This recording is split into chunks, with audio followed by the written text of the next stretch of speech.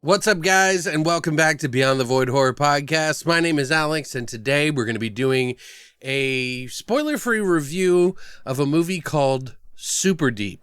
It's a Shudder original that just came out.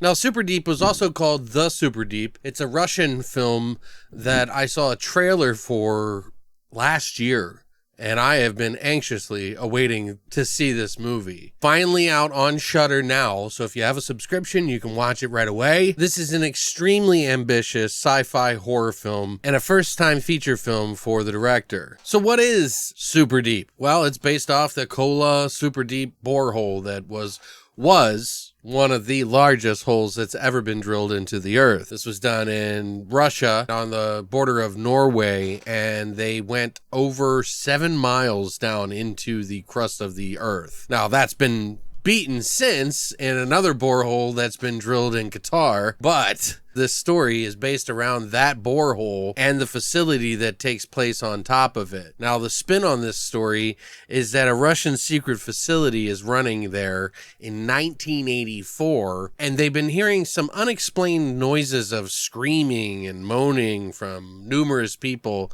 down in this hole. The researchers were spooked, so they closed up the hole, leaving some of the remaining survivors down there, only to have a new scientist come down and assess the situation and see what they're dealing with. And what they discover is pretty fucking cool. Now, I'm probably gonna butcher this name up front. I'm just gonna say it right now, but it is by Russian director and writer Arseny Suchin, and this is their first feature film, actually, that they've directed. They've done a lot of shorts. Also, some of the writing was helped by Samuel Stewart Hunter to adapt it into English a little bit better, which is confusing because I feel like this movie is specifically dubbed in English because there was no option to do subtitles, which we'll get into more of that later. So what did I think of the film? I actually enjoyed it quite a bit. It is kind of on the line of great and also not perfect. And the reason I say this is because this is the type of style, writing, scenario that I often like to see in a horror movie. A lot of people have been comparing this movie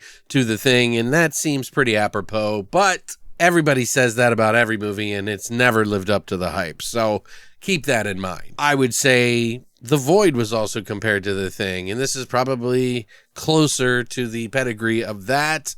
Only I think I like The Void a little bit better. There is some tension when they go down into this borehole. The first 2 acts of the movie are actually pretty gripping. It takes about 33 minutes to get into that part where they're really investigating. They did some pretty good and impressive and highly ambitious scene decorations, art direction, so they built their own sets and kind of built this whole scenario that does a fairly decent job of portraying an underground borehole. There were some moments in the film that I could see in the set decoration that took me out of the movie a little bit too, but this is an hour and 53-minute movie, so it is going to be kind of lengthy for a lot of people, and there is kind of a lull in the closer to 3rd or 4th act, I guess, because it is a pretty long movie. This movie probably could have been trimmed down quite a bit and tightened up a little bit more to give it a little bit more punch, I think.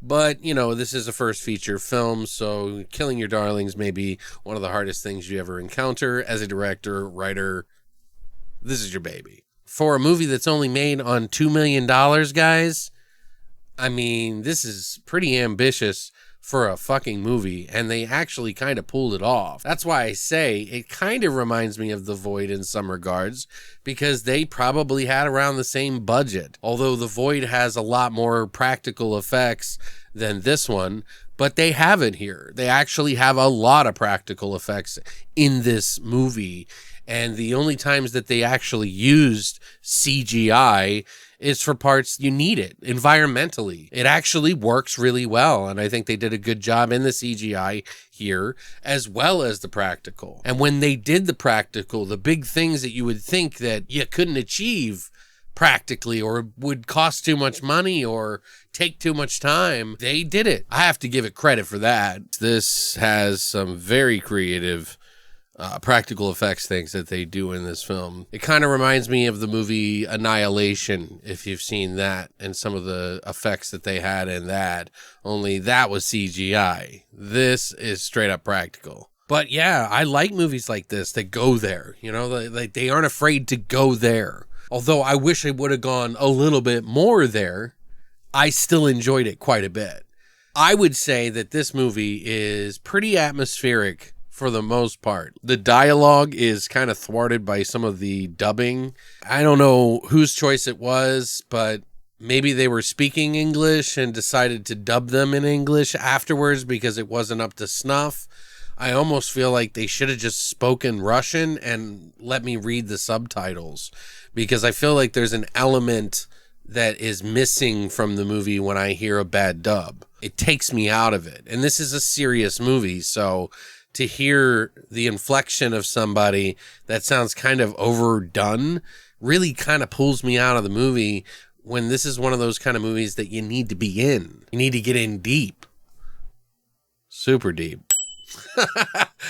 But other than that, I mean, the acting seems pretty decent. And I think the main lead, Milena Radulovich, she does a pretty decent job of doing the aliens sort of Ripley-esque sci-fi horror, no damsel in distress, always got the right idea, scientist who knows what she's doing and knows how to kick some ass. She's got balls, so to speak. The story idea is absolutely fascinating and a great way to start a story. I think it is a perfect idea to do. And I think they pulled it off for the most part story-wise. There is some spottiness in some of the dialogue and some of these long scenes that I don't think you really needed to do. Overall, I'd say this movie is about a 7.5. I want to give it an 8. Because it is a movie that is made for my own personal taste. Something causes creatures or things that are unknown to happen is pretty interesting. And I think they did a pretty decent job there. The science isn't 100%, but I think you can suspend your disbelief a little bit for this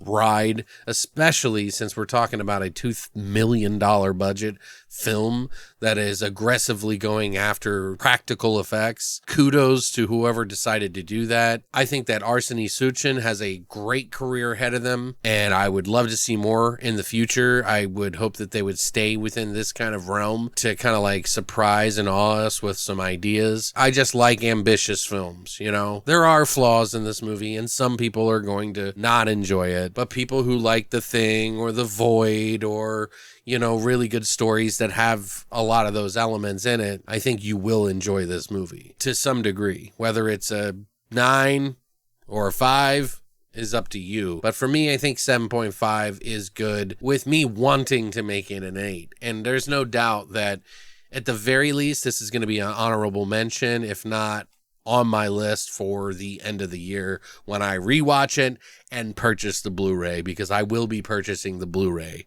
for sure. I can't imagine what it would be like to see a $15 million budget on this type of story. Let me know what you think in the comment section down below. I would love to hear from you. Do you agree with some of my opinions? Do you not agree with some of my opinions? If you enjoyed this video, please hit the like and subscribe button. It really helps me to grow my channel to reach more people like yourself who fucking kick ass. So thanks for coming by, and as always, long live the void.